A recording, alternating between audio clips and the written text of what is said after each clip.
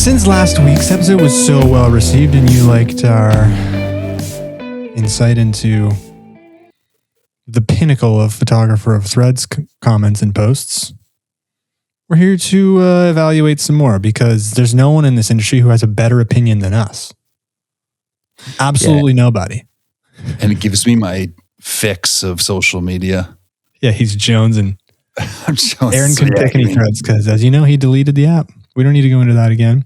That post strong on our, ironically, Instagram page, or Hillary, who puts out our episodes, put it. I don't know if you haven't seen it. The thumbnail is Aaron Quinn Instagram, and it's just the hearts and the comments. I'm like, oh, this is what it takes. It's what it takes to get some damn attention. You got to leave. Talk about counterculture, baby. Let's go. Is it doing well? That's why? I don't know, but I officially hate "is it doing well." I hate that phrase for content photos. Is it doing well? Is it doing well? I don't know. I don't fucking know. I don't care. Anyways, well, I can see we're already spicy. But yeah, the second part of last week's episode, once we got Aaron's departure out of the way, was we went and found some hot takes on threads, and we elaborated on them. We rated them as good take, neutral take, bad take. I've found some more today. So we're going to continue off that conversation because lots of you liked it. Love it. And it brings up a lot of our philosophies and our approaches to photography, the creative realm, life, which you're still here listening. So you must enjoy whether you agree with them or disagree with them. Yeah. So without further ado,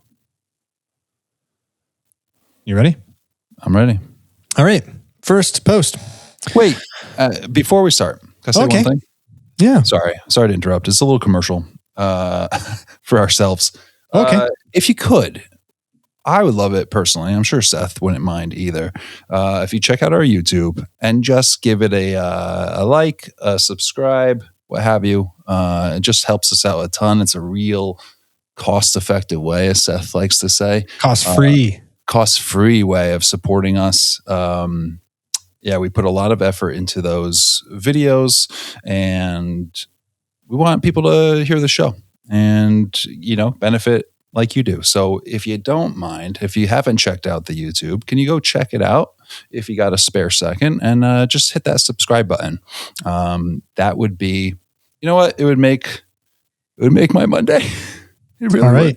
Would. Nice little ad. And here I come in with complete indifference. I don't care what you do, listeners. I care about you, but do whatever you want. No, yeah, do whatever you want, of course. But if you're like, oh yeah, I could do that. I should have done that a long time ago. As they say, most of our viewers aren't subscribers. Come on, subscribe. Or give it a critique and be like, your page sucks, guys. Yeah, it's possible also. But yeah, appreciate it, buddy. Thanks for the housekeeping. Yeah. We do put effort in. It's good. Yeah. It's good that we can confidently say that. I was just telling an old friend that he was like, are you still doing that podcast? I haven't talked to him in a while. We caught up. And I was like, yep. Every week for however many years. I was like, I think I said 6 for Seth. 5 years? I don't know. It cuts to Rose from Titanic. It's been 87 years. Yeah. And he's like, no, that's unbelievable. That's a great accomplishment. And he's been on our show, Adam Greenberg. Oh, cool. Yeah. Caught up with him. He's like, you're still doing the show? I'm like, yeah. He's like, oh, that was amazing. A great episode. Search Adam Greenberg, Photographer Mindset, if you're new here. That was probably 4 years old. Yeah, maybe 3 or 4. Yeah. Very good episode. Yeah, it was cool. Anyways. Okay. Right. Thanks for housekeeping. Appreciate it. Yeah. And I'm going to add to it. If you don't want to leave Spotify, it's where most people listen. You can always leave a comment about this episode. What you liked, what you hated, what you want to add. We read them. We publish them. Do your thing. Yeah. Or just continue to just take it in. Be a passive listener. It's your life. Yeah. Do what you want. Do what you want. All right. So continuing off of hot takes of threads, photographers of threads last week, since it was enjoyed by you folk, I got some more. All right. Ready? You can interrupt me again rudely? No. I freak out on you because you freaked out on me. Yeah, I did. Did we get any messages about that? I haven't. No, I should have lied to you and said, dude, I got so many messages. People are like, are you okay? He really verbally assaulted you. That was funny. I like to have fun here. Okay. Yeah. Photographers and creatives, keep creating and sharing, and your community will find you. Somewhat generic, but there's some meat on the bone here. Photographers and creatives, keep creating and sharing, and your community will find you. Do you want to respond or do you want me to? Well, I read it, so I'll give you the luxury of going first because I am already privy to having a thought. Yeah, I like half of it, and half of it I don't love. Okay. Would that give it a neutral rating off the start? Well, there's two ways to look at it in my mind, and I think both can be applicable. So where I'll start is I do believe that your art, whatever that may be, should be for you first. And I kind of take that that philosophy of the audiences should be after you in a sense. You shouldn't be catering your work just to please some external factor, whether it's that guy or that girl or your parents or that audience or your Instagram following. You shouldn't. The Rick Rubin approach. Yeah, the Rick Rubin approach. Exactly. His name escaped me, so thank you. So there's part of that. Like I do feel like if you really are passionate about photography and creating content and creating art and visuals and video, and it's important to you, yeah, you should do your thing, and the people that like it will resonate with you, and that will feel 10 times better than trying to do something that the Instagram gods or your neighbors are going to like or what have you. So I just feel like that'll hit home better and feel better, whether you have 100 people that really support your work, your actual work, versus 10,000 people because a dumb reel went viral and like none of them really care about anything else except that one thing. So there's that part of it. The other part to it is there's a hint of your community will find you. Like you just have to sit back and like all these opportunities and all these things will come to you. Passive. Yeah. So there's a balance there between like, again, depends what you want to do with it. Like, do you even need a community if you're doing it for yourself and you really love it and you're not trying to sell anything, you're not trying to make money out of it, you're not trying to build a business? Do you need a community that's bigger than your local community or showing your work at the library, at a gallery, downtown, whatever it may be? And if you do, that's fine. And you want to create business from it and you want to create a lifestyle, then maybe you have to search for your community and spread your work around and try to find your community more actively than just your community will find you. Opportunities will find you. People come begging for your work. That's not necessarily how it happens. So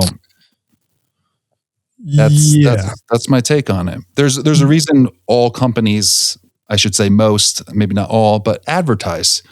You may have a great product that is natural, a natural toothpaste or whatever. It's great. It's wonderful. Gets all good reviews, third study reviews. If you don't advertise it, if you don't find your community that likes it, it's going to sit on a shelf. Like no one's going to know about it. Your family and friends might know about it. But if you go find that community, then it builds that community. Yeah. And I feel like this is where people can get lost in the balance between what you described at the first part of your monologue, which was about creating for you, which I think everyone inherently starts out doing. I'm going to create for me. This is my art. This is why I love this. This has become an interest of mine because of the way I like to do this. Yeah. Right. You're at your roots, naturally so in the beginning. And then the second part of it, okay, well, I need to find community. People stray from that path and think, okay, well, I need to cast a wide net. Casting a wide net on Instagram means making formulaic algorithmic content, which ironically ends up not being you, unless you have the sweet spot where stuff that has incredible reach is authentically you. think that's a rare person. I think as you grow as a creator, you find ways to play the game of socials. You can in a way that is authentic to you. But yes, to go to the start of what you said, you need to be able to create for you. I do agree that statements like this can maybe instill a bit of hopium into people. People who aren't familiar with that term, it's just kind of wishing and receiving things that you want to hear because it makes you feel better. We can't be passive, and there can be a tendency to take something. If we treat this post beyond the literal sense being this is a post about finding community, and we extend it to other parts of the creative field, finding business and clients, etc. This is not a passive game. Like you said, we need to be in rooms, whether they're real or digital, talking to people. It's not just about, here's my photo. And doing that 100 times, just posting. I don't think that naturally invites the community as is described in this post that you're looking for. The community will find you. Okay, they may find you. They may become familiar with your work. If we're talking about the social media space and digital rooms, as I put it, the conversation needs to be extended. Community is about finding like-minded people who share similar values. It's not necessarily about being in an echo chamber, but let's not fight reality. We want to be around people who value the same things we do and who share the same virtue. Yeah. And that involves more than just taking a passive approach to life of publish. It involves conversation. It involves reciprocating. Yeah. It's a relationship. Like you can't just sit there and wait for. Yes. So this is a neutral take in that sense of, I agree, keep creating and sharing what is authentic to you.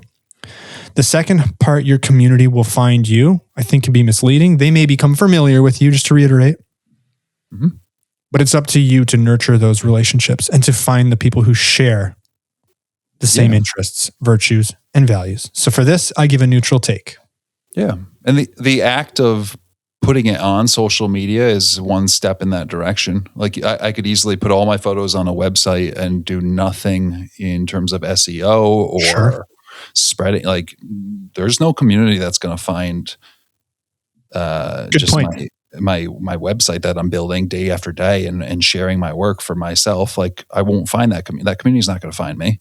So deciding to say like, hey, I'm gonna do the social media thing, you're doing a step towards that direction. But I do think that I agree. There's a relationship, and the best way to find community is be a good community member.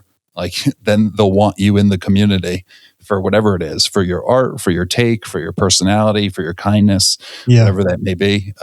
Starting groups, starting fundraisers, starting charity. Like be a good community member, and that's how you build your community. You bring up a good point. This is a question I've been asking myself a lot recently. In micro interactions, in the grand macro sense, am I positive or negative value right now? I want to be positive value, where I'm contributing more to the world than I'm taking, or to the community. Be positive value. Don't be negative value. There's lots of ways to be on both sides of that coin. Yeah. Just builds off your point. You have to be actively participating and adding to the community. So I think being positive value, your community will naturally want to be associated with you.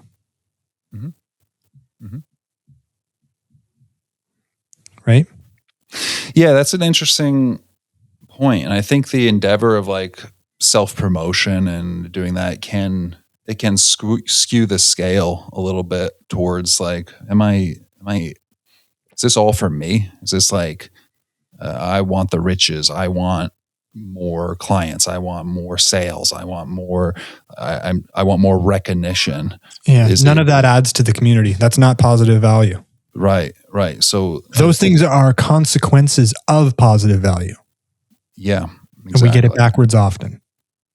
Yeah, main character syndrome. Sure. It's a thing. Cool. Yeah. I'm satisfied with that. You want to move on? Me too. Yep. Okay. This one's great. I laughed. I'm already chuckling. Because we were going to be able to take it beyond, again, the literal sense. All right, you ready? Ready. I refuse to listen to 20-year-old spoiled YouTube photography influencers tell me about film photography. Obviously, I've loaded this a bit. I've biased it a little bit with my tone. Your tone. But it's a terrible take. Yeah. Go ahead. That's just ageism. Reverse. Yeah, reverse. But saying they're too young to know about film, right? So where I was going with this and why this is important is because replace film photography at the end of that with anything. Yeah. I refuse to listen to 20-year-old spoiled YouTube photography influencers tell me about editing or how to run a business. Right. You're telling me that there's nothing to learn from somebody simply because they're significantly youthful? That is a horrible, close-minded, non-growth mindset take that reeks of envy, that reeks of a fragile ego. Yeah. It's just plain and simple. Yeah. Those 20-year-old spoiled YouTube photography influencers could have tremendous knowledge. That film photography in this example here could be all they do all day. That's all they're passionate about, which that's exciting. Cool. It's infectious when people are so passionate about really anything, even outside of this scope. To think that you can't learn anything, or that because you're older, you automatically know more. You don't know how many hours have been devoted to studying and practicing. Close-minded. Bad take. Yeah, I agree. 20 to 30-year-olds are some of the most energetic and passionate, I would say, age group that there can be. It could be anything. It could be... It's the same as like I'm not recording my song with that guy because he does it all analog and he's 20 years old. What's he know about analog? Maybe it's fun, bud. Yeah, that's his thing, and he was obsessed with it forever. And he's one of the best in the business, and people listen to him. Sure, that's a silly take. I started this podcast at 24 when I felt I had something to say. Yeah. By no means was I an expert or knew everything. I still don't. I felt I had something to say that could add value, and I did a thing. I didn't listen to one word you said until you turned 30. So yeah. I think it's threatening to have a realization in this example that maybe there's areas that somebody who's significantly younger than me knows more about than me, and it almost seems unjust, or where do they get off, Yeah, it's a weird take. I've never experienced this, so I don't. Maybe it's something about paying your dues. I'm not really sure. Was Mozart not good when he was when he was a 4-year-old prodigy? Oh, I don't think it's so bad. I feel rather like Mozart. Hey, Stewie, play Haydn.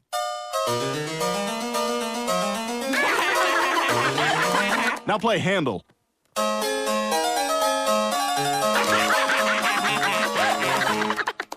Play Peter Griffin. Ah, now that is a challenge.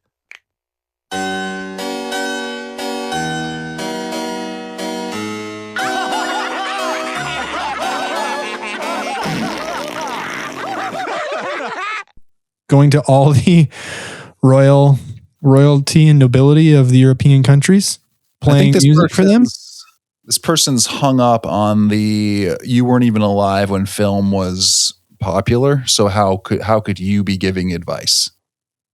What it really is under the surface is, how could you know more than me? That's not fair. That makes me feel stupid. I'm angry about it. Yeah, Also, you don't have to watch or listen. You can. Yeah, that's true. You have agency. You can find an older person that talks about film. Sure.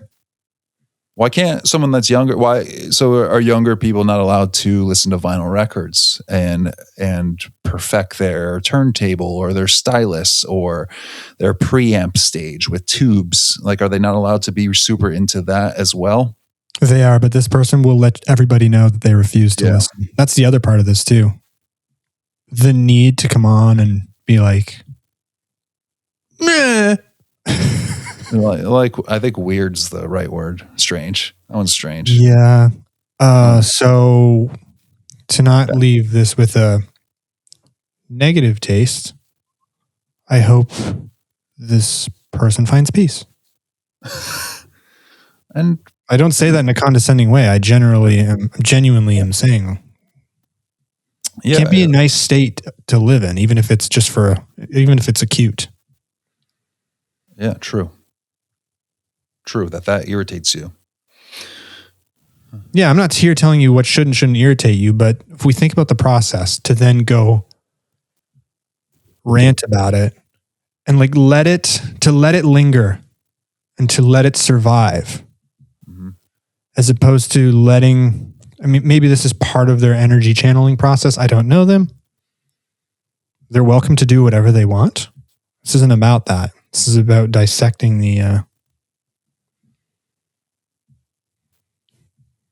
just dissecting it. Anyways, bad take. Okay. Not a fan.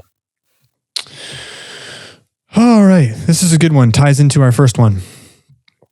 And this is funny because we don't shoot weddings, but you don't need to be able to have thoughts on this. If you shoot weddings just to make money and not because you have a love for the experience, the clients, or the art, I don't think you should be in this business. I'm going poker face for people who aren't on YouTube. I think it's.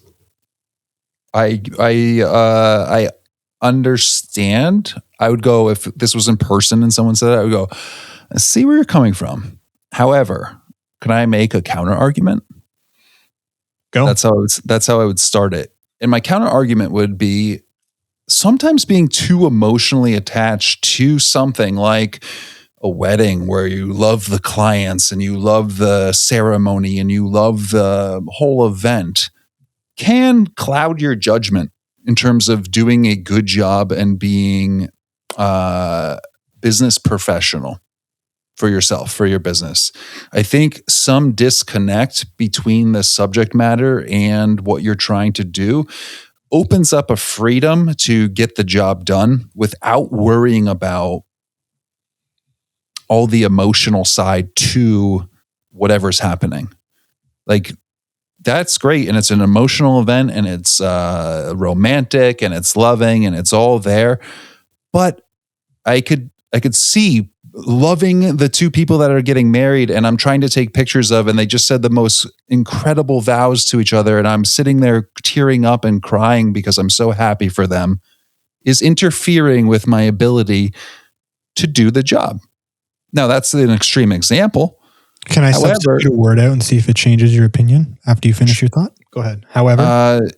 So I think there should be you shouldn't hate wedding photography if you're being a wedding photographer. You shouldn't go to it being like, and forget, again, substitute wedding photographer with anything, a sports photographer, a wildlife photographer. You shouldn't be going out there being like, I would rather be doing anything else but this. I don't think that's going to gain good results. There has to be a level of like, I enjoy this art. I enjoy capturing an event. I enjoy the money. I enjoy the paycheck that comes with it. Whatever it is, there should be an underlying sort of appreciation for what it is that you're doing. Sometimes jobs are jobs and you do a good job doesn't mean you're like jazzed out of your mind going to do it. And I think that's okay. And I do think sometimes if you're too overly emotionally connected to certain things, it can get in the way. It can make you, therefore, emotional, caught up. Oh, I missed that shot. Now I'm having a panic attack because I'm so connected to it versus moving on and moving on from that mistake and surviving and finishing the job. So that's a take that just came off the top of my head. I don't know. I guess you're taking it with the assumption that they may be moved so far emotionally as you've described. Yeah, I would just be careful the way that was described. Can I substitute a word? Yeah, substitute a word. If you shoot weddings just to make money and not because you have a passion or appreciation for the experience, the clients, and the art, I don't think you should be in this business. I removed love, which is emotionally charged. So would you replace love with? Passion or appreciation for the experience, the clients, the art. And that's what I said, that bottom line should be there. Yeah. Okay, good. Yeah. I think that it's obvious that wedding photography, engagement photography, very lucrative business. People are going to continue to participate in this ceremony of life.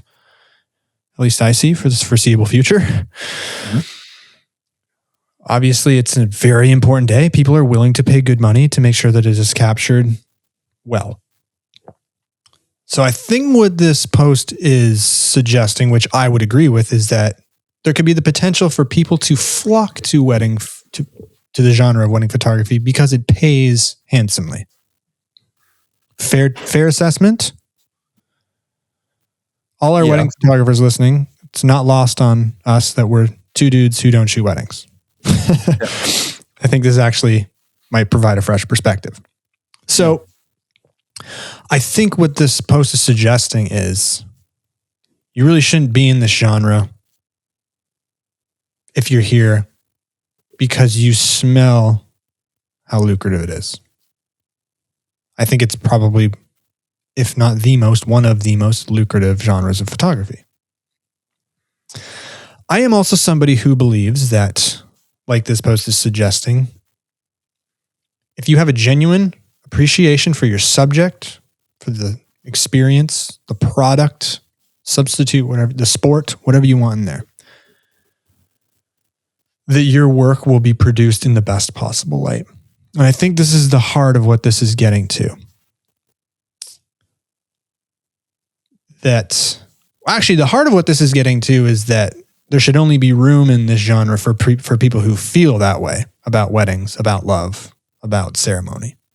And that people who are in it just for the money, I guess, are snake oil salesmen. I'm not really sure. I get it. As a sidebar, it is true, and I firmly believe this, that if you are passionate about wildlife, about whatever, the things restating what I just said, your work will be the best it can be.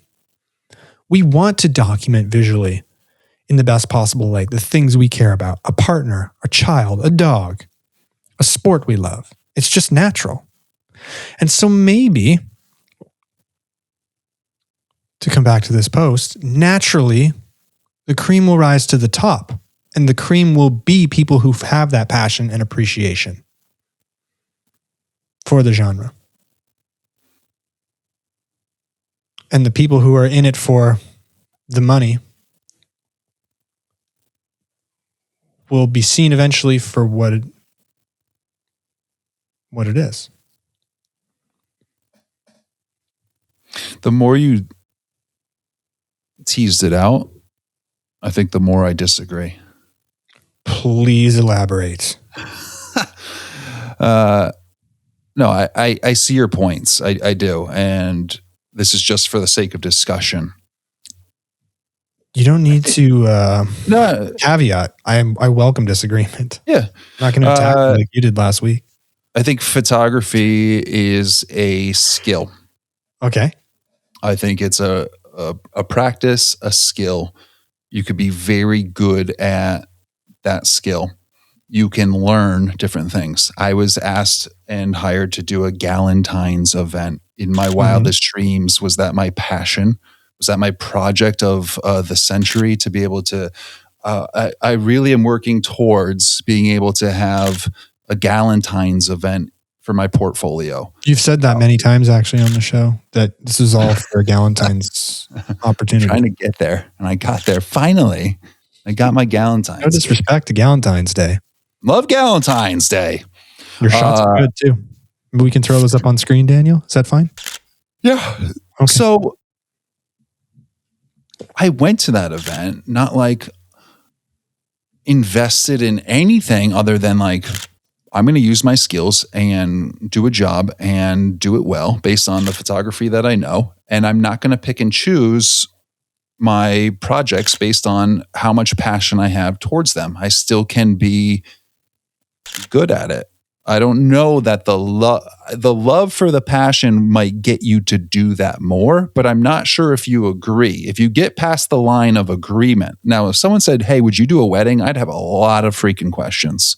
I would just because it's, to your point, it's not something necessarily that I would be crazy about doing or dealing with the clientele or the importance of the event. I don't have experience in it. I would have just a lot of questions before I agreed to sign on the line about that kind of job. But there's zero part that says I couldn't learn that process and become very successful at doing it, despite like loving it or not loving it. So I do think, like if you side houses and you're an expert at house siding, and your favorite type of house is a cape house or a ranch or like whatever it is, a ranch. You love siding ranches, and a colonial wants you to side. You're not gonna be like, that's not my passionate house. Like, I'm good at this thing, the siding of the thing. Yeah, that's not my favorite house, but I still will do a bang up job at siding this house. So whether it's a hockey game or a Galentine's Day or a Easter brunch, I've been known to do some Easter brunches or Mother's Day brunches. You're just there for the free brunch. We all know that. They always offer it, and I always say no. I'm not sure why. I think because I'm working. Like I want to get in and out. I don't want to sit down and have brunch. Why would you say no? I know. Brain leave? I know. I know. It's every time on the way home, I'm like, idiot. I'm like hitting the steering wheel. What? I could have had pancake lunch then. They had a waffle maker. Oh yeah, the ripping and the tearing, the ripping and the tearing, the syrup and the bacon. You're like Ron Burgundy in the telephone booth. I'm in a glass case of emotion. What?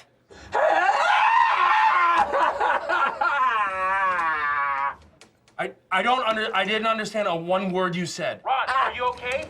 Ron.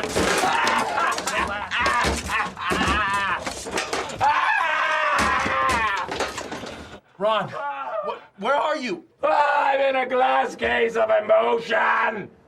I was waffle maker, omelet maker, and I'm like, no, I'm good. Let me just get these pictures for you. Oh man, what a dummy. Yeah, you are a dummy for that. Yeah, I don't know. And listen, professionalism. I think back to, if you're just doing it for the money, listen,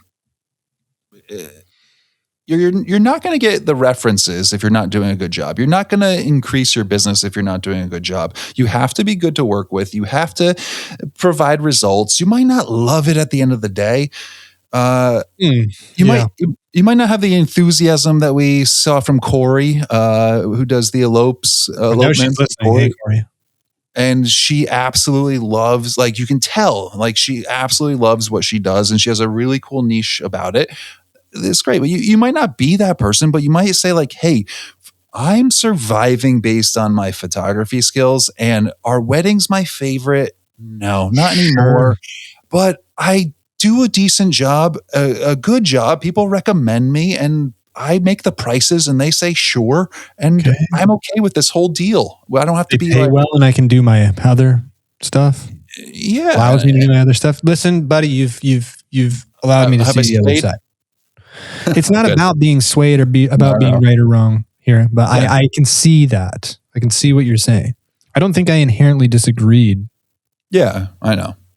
I think my point is that sub point is people who care the most about their craft consistently. Mm-hmm. It will show.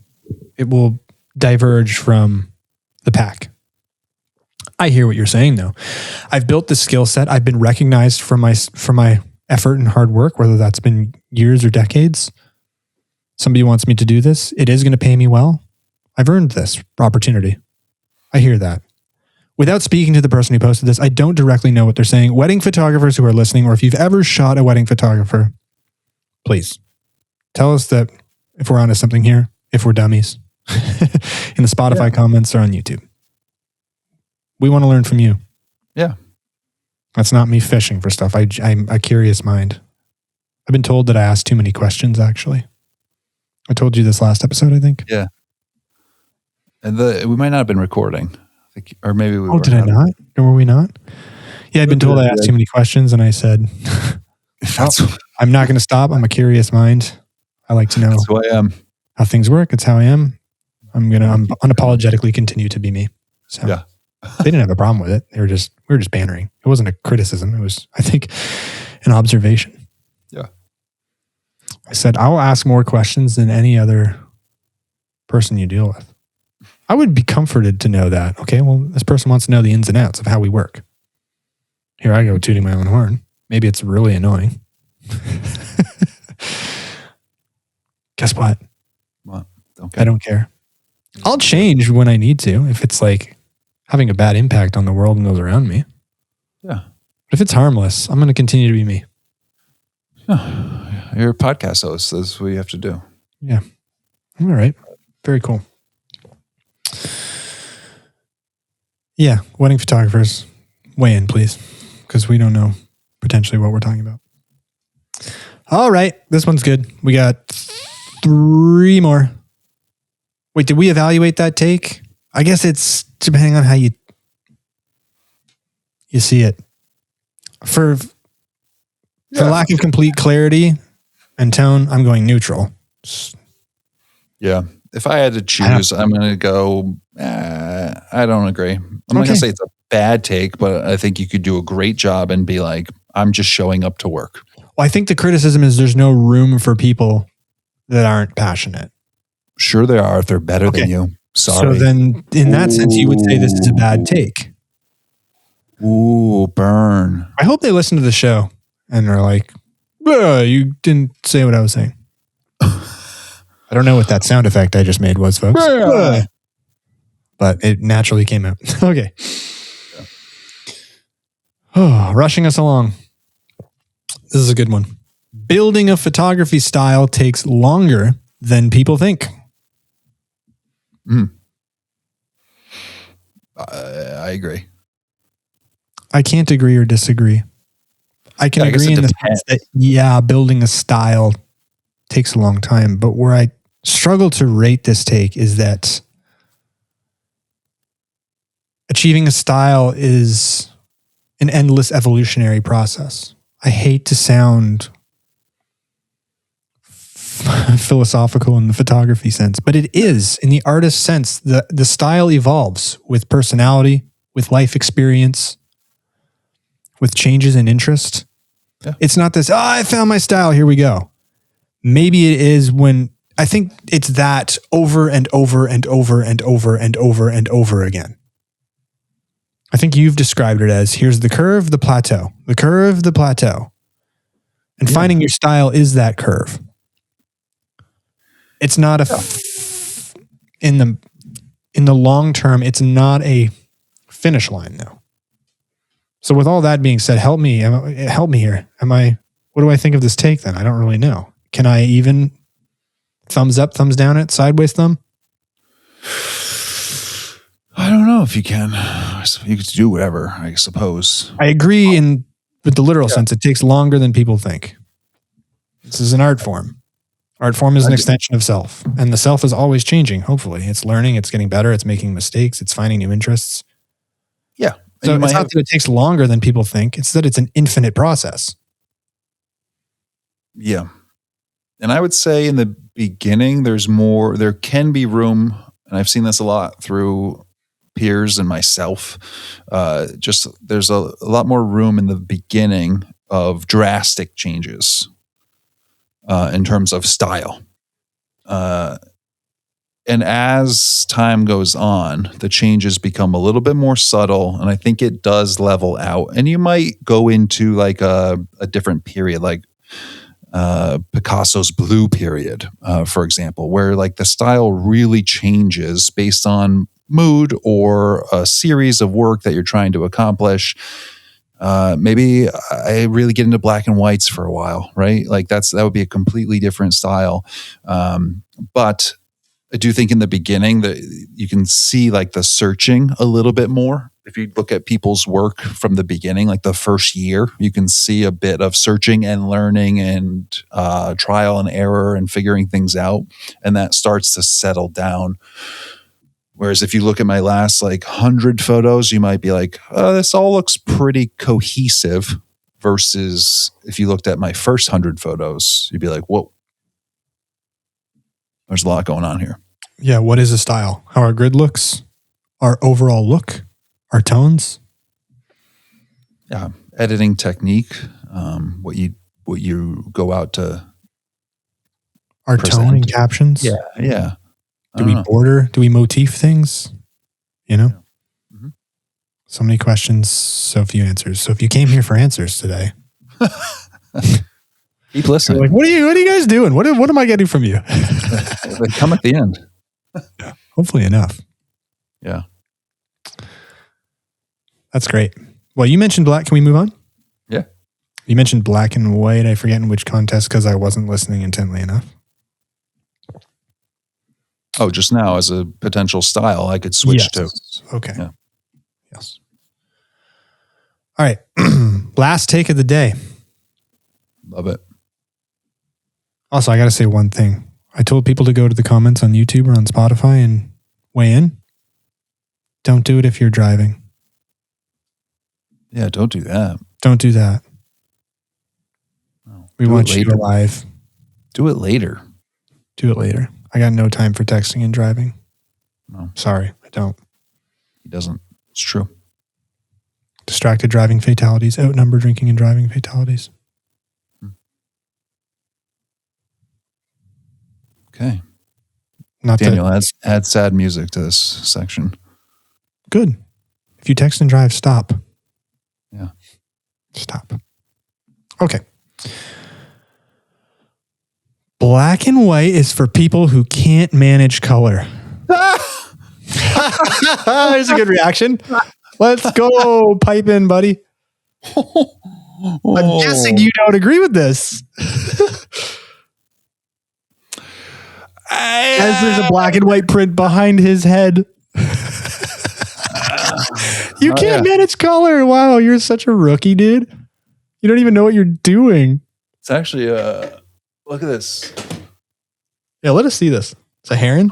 A friend found this at a fair and thought it reminded me of me because. Oh, that's not your photo. It's art. Got it.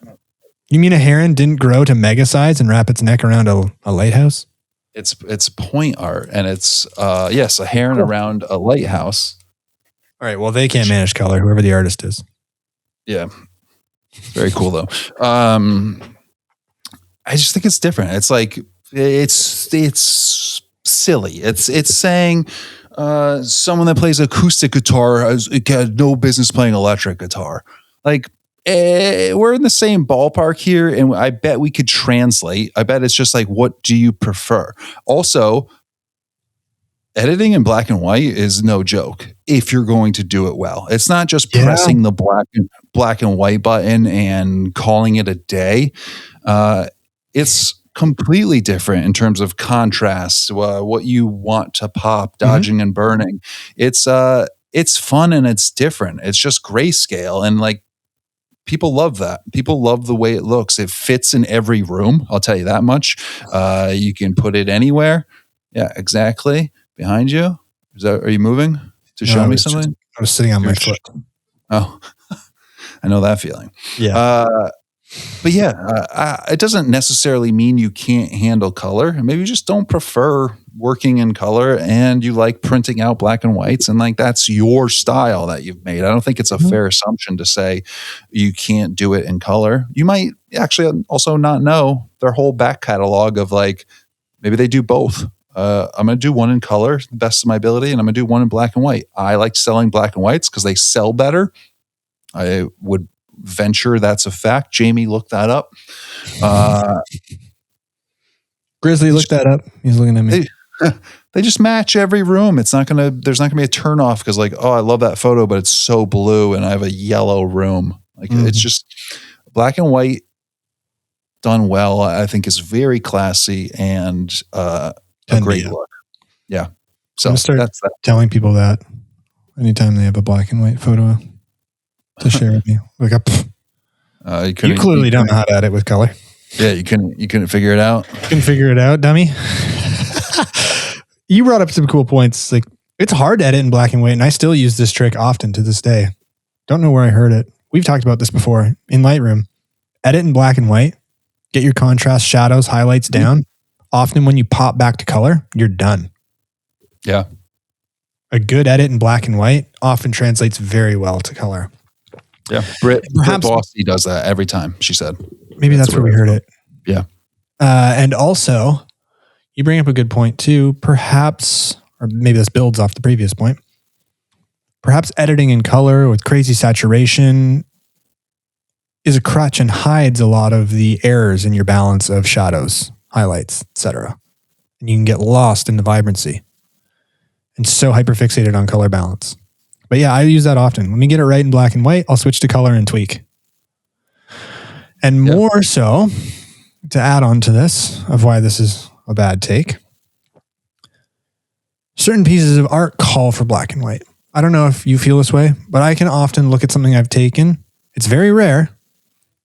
And it speaks to me like, this moment needs less, not more. I'm going to remove color. Because there's something about it that needs to be just taken in. And needs to have the stimuli dialed down. Maybe it makes people look a little bit extra. What's going on? Like you said, classy in a home. It fits everywhere. So from a commercial standpoint, might work. I think it also requires you can make. Sorry? Ansel Adams was a pretty known photographer. No, they're a hack. They don't know how to use color. I think it can also be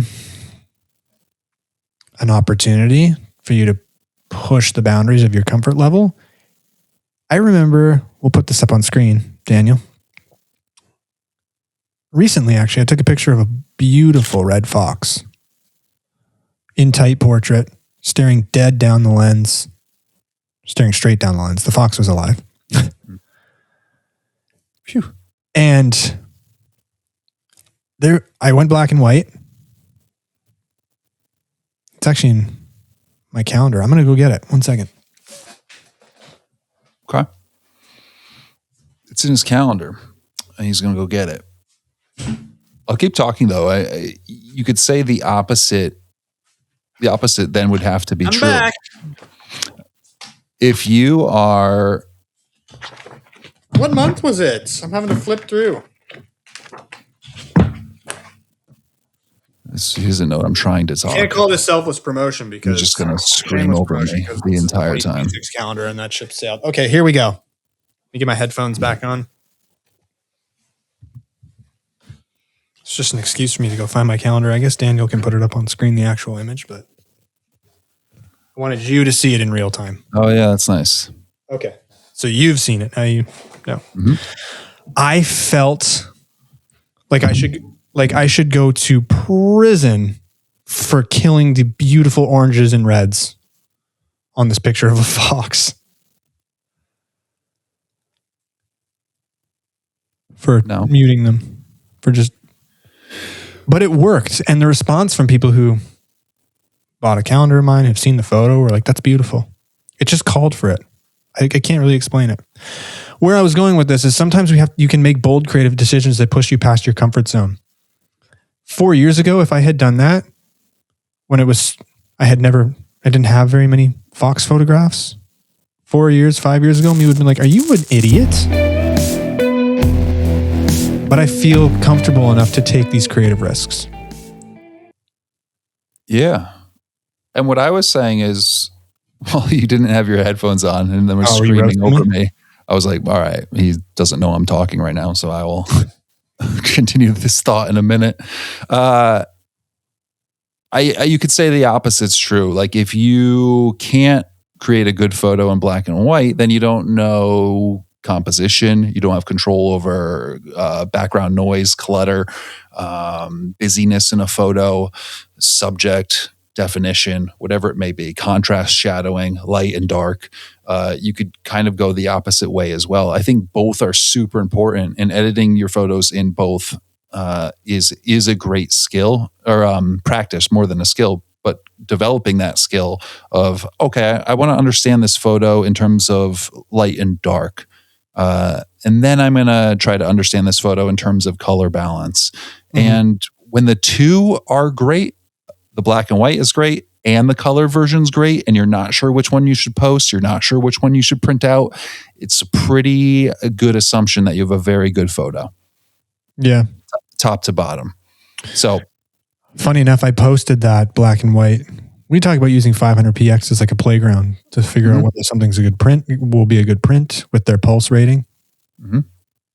I posted the black and white version. It was one of my most well received in terms of their pulse algorithm. Mm-hmm. And I was like, you know what? Okay. It's even extra confirmation. Yeah. That I could have confidence putting it in a calendar that people will love it. Yeah. It's actually March's. This is the first episode of March. What are the odds? There you go. Let's go. Anyways, that's all I got for today, man. That's fun. I always like those. Yeah, building off of user-generated content. And the thought is, like, people are posting this, and they show up in my feed, so I don't check the feed. I go looking. But it's obviously things that concepts people are trying to hash out. So this is us trying to be positive value. Yeah. And appreciate your time today, man, as always. Hey, you too. Okay. See ya. Till next time.